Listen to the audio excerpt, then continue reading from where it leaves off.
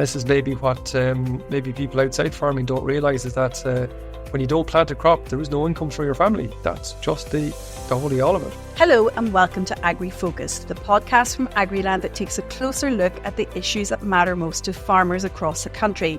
I'm Frances McDonald, and today we're going to be finding out what the options are now for tillage farmers who've been battling significant levels of rainfall in recent weeks, and whether it may be too late at this stage for some crops. I'm joined today by Michael Hennessy, Head of Crops Knowledge Transfer at Teagasc. Michael, you're very welcome. Glad to be here. Michael, thousands of acres of land have literally been underwater in recent weeks. We know farmers haven't been able to get machinery out on fields to plant crops. So what's the latest situation? Yeah, it's improving. The rainfall has been less, but certainly not totally absent in many areas. But it's been less to the extent that, 3 or 4 drying days on top. Water has disappeared, I suppose, on the surface. But I suppose the other side of it really is water tables are still very high. And there's a lot of ground needs to drain a little bit further down underneath the surface, if you like. So there's a temptation for lots of people to go out to ground and have a look and say, look, it's dry enough to go and do something, maybe ploughing or that. But in lots of circumstances, even still, it's probably just a little bit early to go. And I think the forecasters are saying there's probably 2 weeks of good weather or relatively dry weather in front of us. A day or two's patience can mean a huge amount, because that old saying is, well sown is half grown. I think it's never been as true, even though we're a little bit late. We know from talking to farmers here in Agriland that there's a huge level of frustration. There's a real desperate need to get out there and do something, isn't there, at this time? There is. I mean, and it very much depends on the level of planting in front or total work really in front of farmers. I mean, if you're a farmer with limited resources but a very big acreage to plant and a range of crops to plant, it's easy to see the temptation to get out and just get at some of it. But look, there's a lot of farmers probably aren't quite in that scenario. They might have a little bit less and they can afford maybe just to, and it is very difficult to do it when you hear tractors going around your locality, just to make sure, especially for the likes of spring barley, that the conditions are right to go, because we are living on fine margins in terms of trying to get overall yield right on one side of it to try and preserve some sort of a margin. So, trying to get it right to preserve that yield will pay dividends in the end. And how much spring planting has there been to date? Well, I suppose up till probably yesterday, the day before, you were probably talking about single digits. You're probably talking about certainly less than 10%. Maybe it's got a little bit over 10% over the last day or so, but probably not a lot more, really, to be fair. People are really only getting going.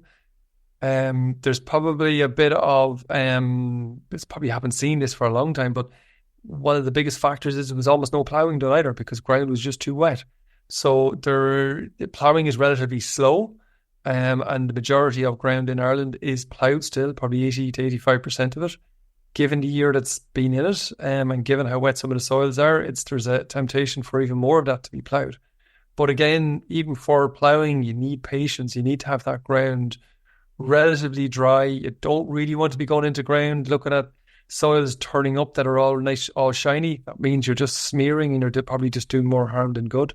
So again, there's patience to maybe pick fields rather than even areas, but pick fields that are kind of ready to go and, try and pick your way through the farm like that. We know from the latest Met Éireann farming commentary that high pressure in the Atlantic is forecast to move closer in the coming days. So does that mean then there is a time frame here for farmers now? There is. Look, and to be fair, there's realistically, there's a number of crops where it's probably gone a little bit too late, but farmers might plant them for a good reason anyway. Spring wheat, look, winter wheat spring wheat is on the edge of being late now, and realistically, anything that's planted now would have a relatively low yield potential, and it'll probably be harvested right into September. So really, what we'd be saying is that particular crop may well be suitable for a whole crop, and it'd be quite suitable on a farm to do that. Spring oats is tricky enough as well, just about get it in, but ideally you'd want a kind of a premium market to kind of bring up the total value of it. again, the fear would be that you would be right into September harvesting that.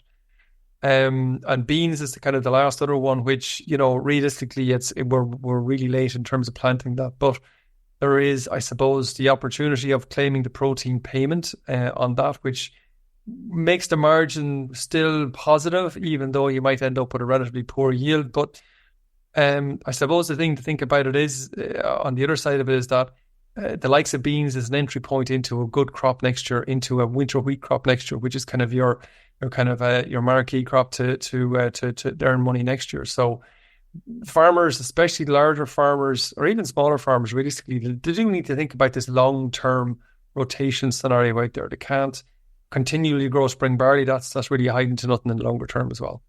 But on the other side of it, spring barley, it's not late yet. If we get a reasonable year in terms of weather, we don't get a big drought as we did in 18, still plenty of potential for reasonably good yields in those. Yeah, because we need to talk about yields and returns for farmers, because that's a key issue now at this stage. It is. And, you're talking about, kind of modest enough kind of yields. Realistically on some of the heavier kind of ground, like I say, the likes of spring wheat, beans and oats, they're going to struggle to make a positive margin. But like the premium crops, the likes of the contract oats or the malt and barley, even at a modest kind of yield, say malt and barley at something like 2.5 tons, there's still probably €400 a hectare in it in terms of a margin. Now, in that sense, that's still got to pay for rented land and fixed costs. So there's still money to come out of that. But in terms of a gross margin, there's still potential in it. But when you talk about, spring feed barley, you're talking about relatively break even once you start getting towards the 1st of May. And it becomes an exercise of, I suppose, many would argue futility. But nonetheless, you've got to maintain ground. Abandoning ground is probably just not an option for long-term sustainable tillage farming. And the Minister for Agriculture has set very ambitious targets to increase the tillage area in Ireland. But we've had this terrible run of bad weather. We didn't have a fantastic year last year either. So are we looking now at a very different scenario in Ireland when it comes to tillage? It's very difficult to say that. Farmers will bring you back to various different periods of bad weather. One year with the next, you go back to, I think it's 86 and 87 or 85 and 86, I can't remember. I was a bit young for that at that stage now, to be fair, but 2 horrible years, absolutely dreadful years. But 84 being a fantastic year before it was drier than ever it was before, hottest year for a long time, fantastic yields, followed by 2 awful years, and then it kind of got back into a pattern of I suppose more normal, if we know what normal is anymore. But I suppose hard to know whether this kind of weather is going to be the norm in the future. Our forecasters will tell us we're to expect more extremes. It is hard to know, but I think what we probably have seen maybe a little bit more over the last maybe 10 years is that there are more extremes. It seems to be wetter for a bit longer, drier for a bit longer, that kind of thing. But whether this is a pattern, I fail to see one, other than it's more difficult. Yeah, I was talking to a farmer down the country the other day. He's in his 80s, and he was able to tell me that 58 years ago there was snow on the ground around this time of year, and he could remember it well. So he was saying to me, look, I don't know what all the fuss is about. We have bad weather one year, we've good weather the next. But it does seem to have been very persistent now in the last couple of years. Yeah, I mean, look, I think there's no getting away with no getting away from some of the fundamental physics. And one of the fundamental bits that kind of worry me about, probably a bit more than anything else, is that we're perched on the edge of a huge, great big sea, an ocean. And that ocean is warming, and a warmer ocean gives warmer air on top of it. Warmer air on top of it will give more capacity to hold moisture. And I think that's in a physics terms, in a very simple physics terms, that's just a way of it. So there is a potential for more rain here. But look, who knows? I mean, the overall global dynamics of how these things run is I leave it up to better experts than me now to try and predict what the story might be. And does that mean that we need to look at different crop options? Are we looking at very specifics for certain parts of the country that's no longer going to work there, and maybe have to kind of revise what we're doing? Well, you see, I suppose to a degree that's been happening over a long number of years anyways. If we go back to the 1940s, you had tillage across the entire country. It was from, right to the tip of Donegal to the very tip of kind of West Clare, all the way down to the very tip of Cork and everywhere in between, never mind where it is now. And I suppose the weather towards the western part of the country has pushed tillage out of those areas and ground that was too wet. The remaining pockets, say some in Kerry, some in Galway, some in Donegal, is in the very driest land there. Other than that, it is retreated back anyway across towards the east of the country with less rain and lighter soils. That's the evolution of things. Farmers will always find the best crop to suit their conditions over the longer term. But I suppose the challenge might be in tillage, and the bigger aspect of it is that tillage is one of those environmentally really has I suppose one of the best images, I suppose, in terms of our figures, in terms of the carbon cost, if you like, to producing the food we produce on tillage ground. So the aim is to have more of that in the country, up to 400,000 hectares.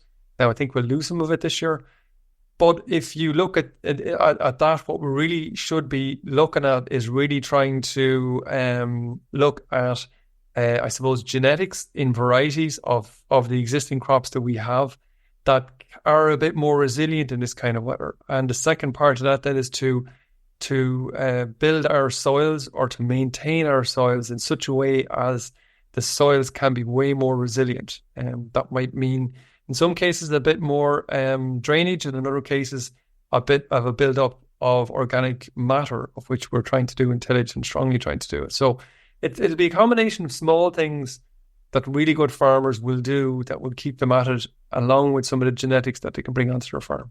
And do you think it's a case of farmers are going to have to be more versatile?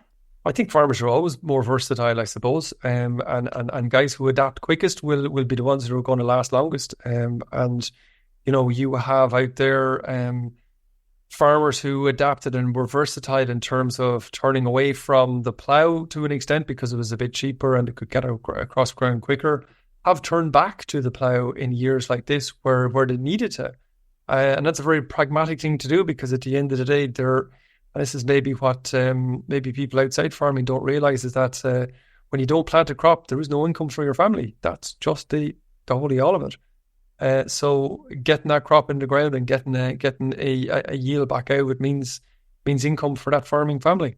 So being adaptable is something, in fairness to tillage farmers especially, they have been really good at it. What are the options now and the priorities for managing winter crops at this stage?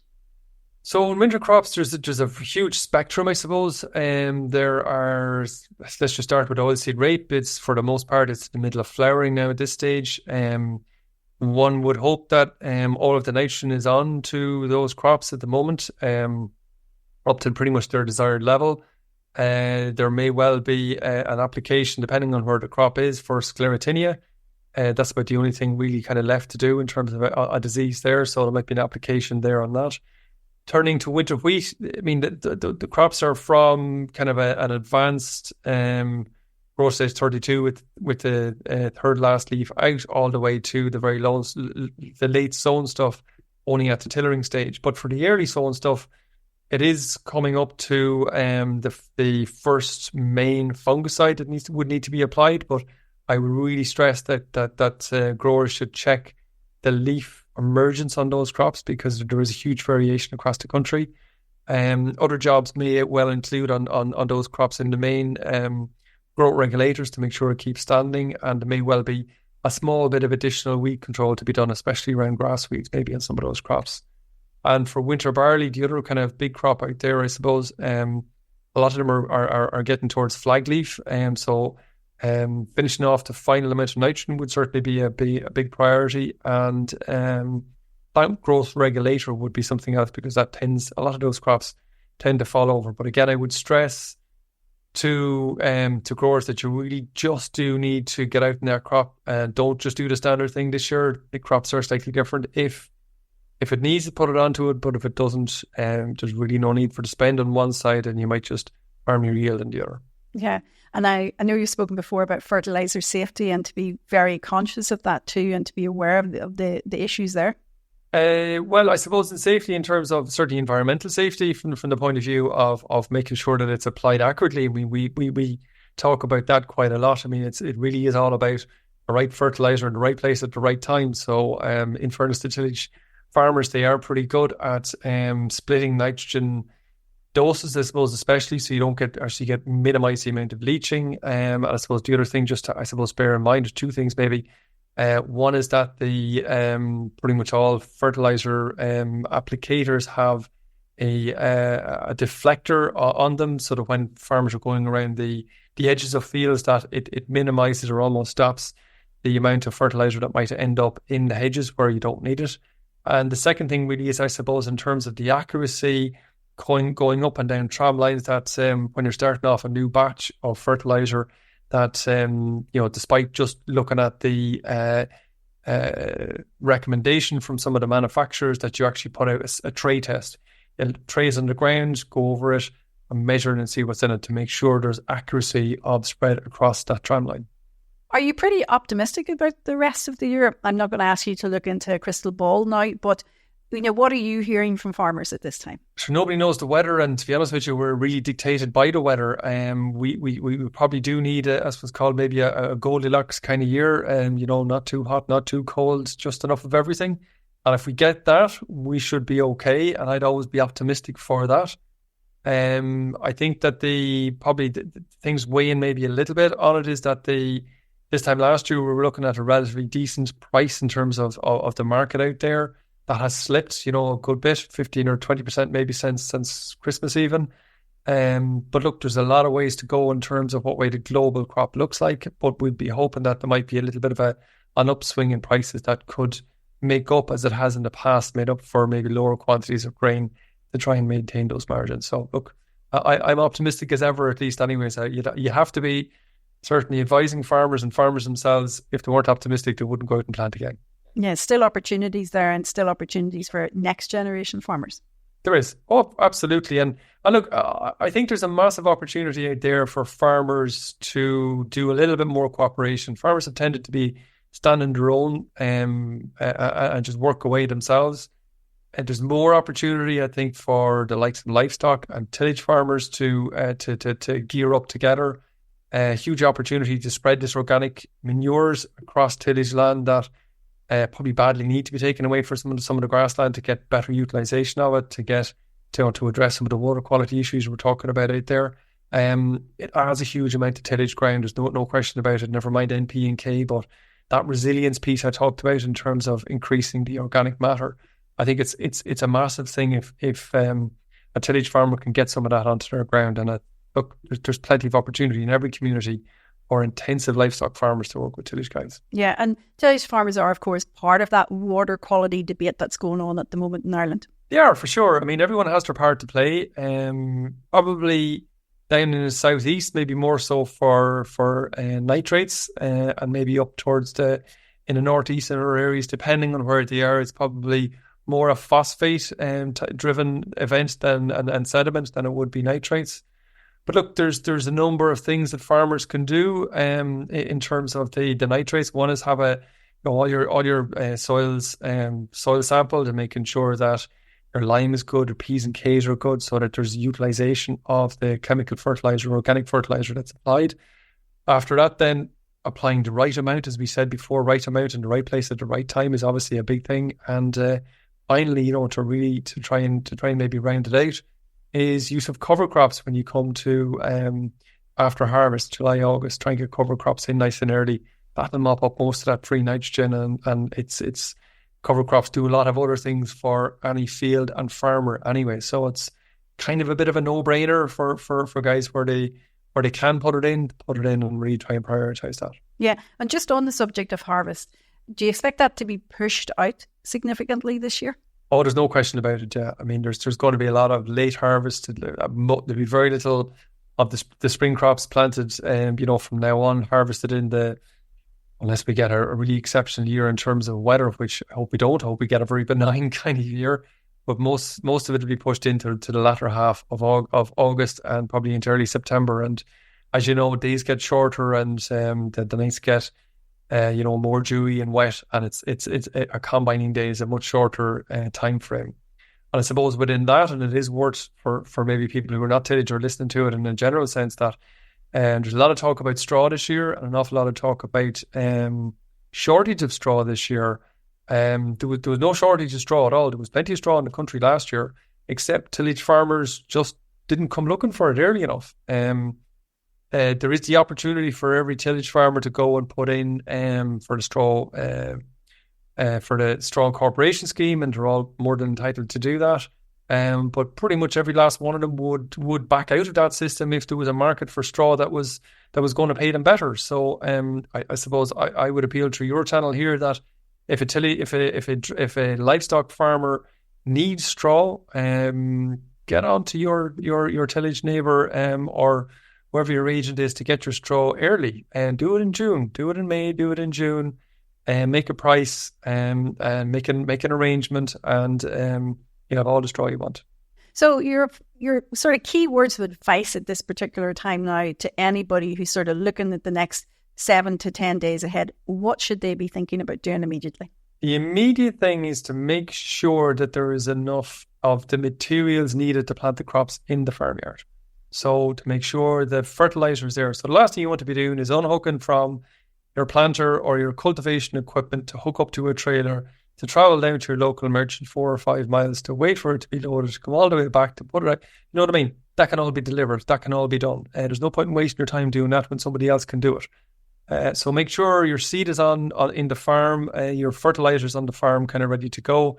Make sure, I suppose, the wearable parts that potentially you're going to need, that you have those there as well, and potentially that they are delivered, whether it's plough parts or cultivator parts, to try and minimize, I suppose, essentially any downtime, because when the soil is right to go, everything should be put in as fast as you can, basically, to try and maximize that growing season. So that's the biggest one. The second one really is to look at your seeding rate, especially of spring barley.